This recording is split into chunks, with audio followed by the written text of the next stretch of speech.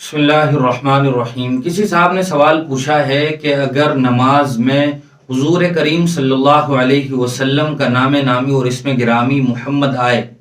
اور نمازی یعنی امام کے پیچھے نماز پڑھنے والا محمد پر درود شریف پڑھ دے تو کیا نماز درست ہو جائے گی؟ اسی طرح اگر امام صاحب نے ان اللہ و ملائکتہ یصلون علی النبی یا ایھا الذین آمنوا صلوا علیہ وسلموا تسلیما والی آیت پڑھی اور اس آیت کے بعد کسی مقتدی نے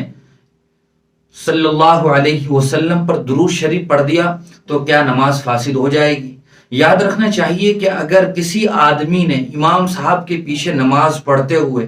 حضور کا نام نامی اسم گرامی محمد آنے پر درود پڑھ دیا تو نماز فاسد ہو جائے گی۔ اسی طرح اگر کسی آدمی نے آیت درود ان اللہ و ملائکتہ سننے کے بعد نماز میں امام صاحب کے پیچھے درود شریف پڑھ لیا تب بھی نماز فاسد ہو جائے گی۔ اس کی وجہ یہ ہے چونکہ نماز میں گویا سوال و جواب کی نوعیت پیدا ہو گئی ہے، کسی نے محمد کہا، اس نے گویا اس کے جواب میں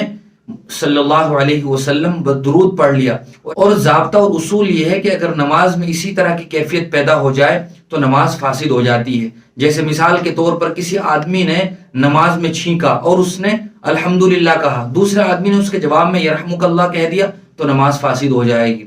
لیکن اس کے علاوہ ایک مسئلہ یہ ہے کہ اگر کسی آدمی نے خود ہی محمد صلی اللہ علیہ وسلم کا نام نامی اسم گرامی محمد نماز میں پڑھا، جیسے وما محمد الا رسول ہے، محمد الرسول اللہ والذین معہ اشداء ہے،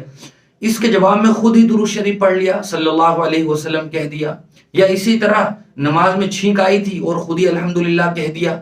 تو اس سے نماز فاسد نہیں ہوگی، کیونکہ اس دوسری صورت میں سوال و جواب کی نوعیت پیدا نہیں ہوئی ہے۔ اس مسئلے میں ان دونوں باتوں کے درمیان فرق کو ملحوظ رکھنا نہایت ضروری ہے۔